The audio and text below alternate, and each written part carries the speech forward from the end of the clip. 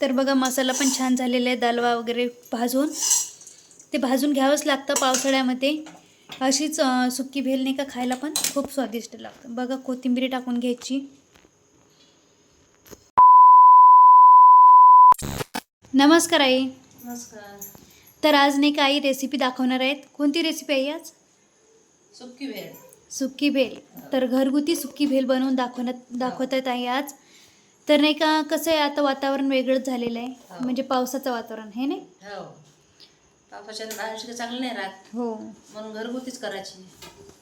तर कसं आहे बाहेर नाही का आपण खायची इच्छा होते पाणीपुरी आणि हे, तर कसं आहे पण बाहेर नाही का माशी वगैरे लागली तर आपल्याला नाही का जुलाब वगैरे होऊ शकतो. तर त्यामुळंच नाही का आजच्या म्हणजे वातावरणामध्ये नाही का असं झालेलं आहे की पावसाळ्यामध्ये घरगुतीच बनवून खाणं चांगलं असतं जास्तीत जास्त.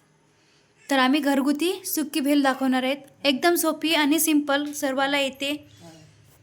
तर साहित्य काय काय घेतलं मग आई? मुरमुरे घेतले, चिवडा घेतला, मिरची, डाळवा, कच्ची मठ, टमाटर, शेंगदाणे, कांदा आणि सांबार, मीठ, थोडा मसाला घेतला, चटणी, हळद आणि इकडं भातका घेतलेलं आहे. हो, म्हणजे पूर्ण मिक्स भात काय. तर तेव्हाच्या तेव्हाच बनवायचं. पहिले सुरुवातीला काय करायचं? मुरमुरे भाजून घ्यायचे. हो. तर आता कसं आहे पावसाळ्यामध्ये नाही का कोणतेही पदार्थ नाही का चांबट होतो, म्हणजे मुरमुरे पण चांबट झालेले आहेत. तर त्यामुळं आपण नाही का त्याला शेकून घेऊया थोडेसे, आणि खायला कसं कुरकुरीत लागतं मग, आणि स्वादिष्ट लागतं आणि चविष्टदार लागतं. तर आता याच्यामध्ये पातेल्यामध्ये आपण कढईमध्ये टाकून घेऊया तेल.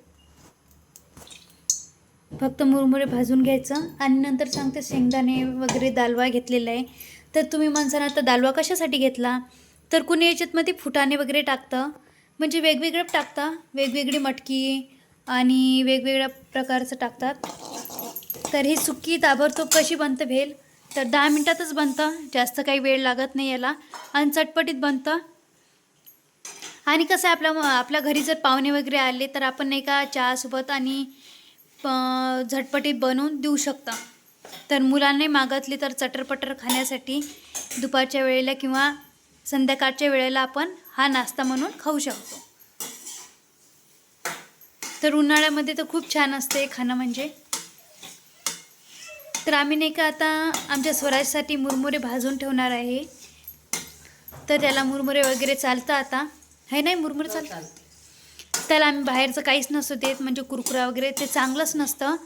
आता ते गव्हाचे मुरमुरे येतात नाही, ते पण चांबट असतात. हो. तर आताचं वातावरणच तसं आहे पावसाळ्याचं. पावसाळ्यामध्ये आपण पोंगेसुद्धा तळले तर चांबट होतात. तर कसं आहे तेव्हाच्या तेव्हाच खावं लागते. तर म्हणून नाही का आपण नाही का म्हटलं आज चटरपटर खाण्याची इच्छा झाली, म्हणून नाही का चटरपटीत काय बनवायचं, तर भेल बनवायची, सुक्की भेल. कशा प्रकारे बनते काय, तर तुम्ही व्हिडिओ नक्की बघा आणि व्हिडिओला सबस्क्राईब करत जा, कमेंट करत जा. कमेंट केली तर आम्हाला समजणार की तुम्हाला कशा प्रकारे व्हिडिओ लागतात काय. तर आता तुम्ही म्हणसाल की राधिका नेहमीच म्हणते की कशा प्रकारे लागतात, तर तुम्ही कमेंट केली तर आम्हाला समजतं. तर इकडं मुरमुरे भाजून घेतलेले आहे, असे थोडंफारच म्हणजे हे झाले पाहिजे. बघा किती छान झालेले मुरमुरे पण तयार.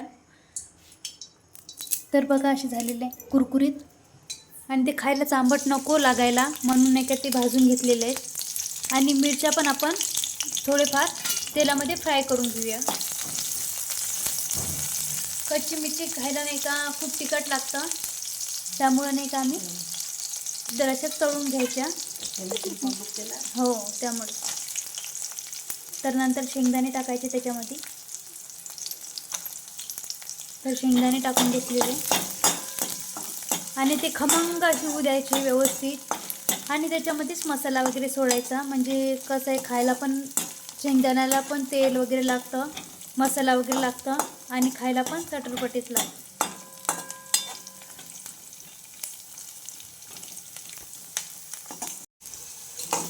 तर दालवा पण टाकून घेतलेला आहे आपण याच्यामध्ये. तर फुटाणे नव्हते म्हणून आम्ही दालवा वापरला याच्यामध्ये.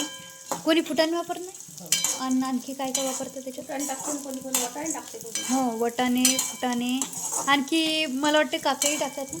काकडी टाकते. काकडी म्हणजे टमाटर, हो. गोबी टाकते कोणी. गोबी, पालक. फुलगोबी, हो. पालक. म्हणजे कसं आहे, भेलसाठी आपण जेवढं साहित्य वापरलं तेवढं कमीच असते, पण जे अवेलेबल होतं घरी तेच आम्ही वापरलेलं आहे. म्हणजे असं काही हार्ड पण नाही वापरलं आम्ही की हेच पाहिजे तेच पाहिजे म्हणून.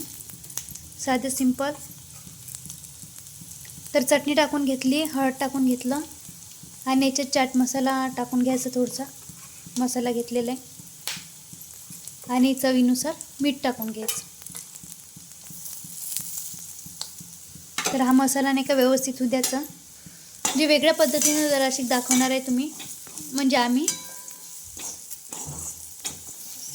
कशा प्रकारे बनवायचे काय. तर अशा प्रकारे जर केला ना तर मुरमुऱ्याला पण छान स्वादिष्ट येतं आणि खायला पण कुरकुरीत लागतं. म्हणून त्यामुळे नाही का आम्ही अशी रेसिपी घेतलेली आहे आज करून. तर कांदा टाकून घेतलेला आहे सुरुवातीला. कांदा नसल्याशिवाय कशालाच चव नाही येत त्यामुळं. आणि नंतर नाही का याच्यामध्ये चिवडा टाकून घेतलेला आहे पूर्ण मिक्सवाला. आणि नंतर टाकून घेतलेलं आहे टोमॅटो. म्हणजे याच्यामध्ये आपण जेवढं साहित्य घेतलं तेवढं हेच असते, कमीच असते. आणि आम्ही मटकी घेतलेली आहे सुक्की. मटकी पण टाकू शकता याच्यामध्ये. आणि तुम्ही वेगवेगळ्या प्रकारचे चटणी टाकू शकता याच्यामध्ये. म्हणजे ओली जर बनवायची असती भेल तर तुम्ही वेगवेगळ्या प्रकारे बनवू शकता. तर बघा मसाला पण छान झालेला आहे. दालवा वगैरे भाजून, ते भाजून घ्यावंच लागतं पावसाळ्यामध्ये.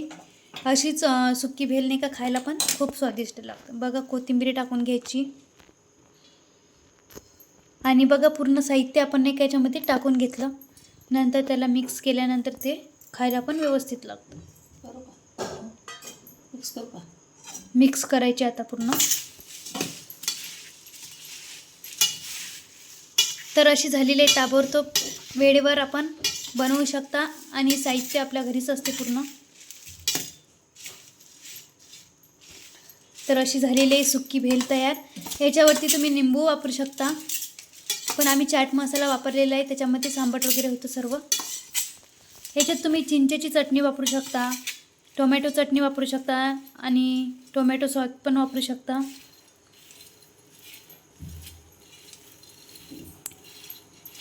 तर अशी झालेली आहे सुक्की भेल तयार. तोंडाला पाणी सुटेल अशी भेल तयार झालेली आहे चटपटीत. आणि 10 मिनटामध्ये बनतं.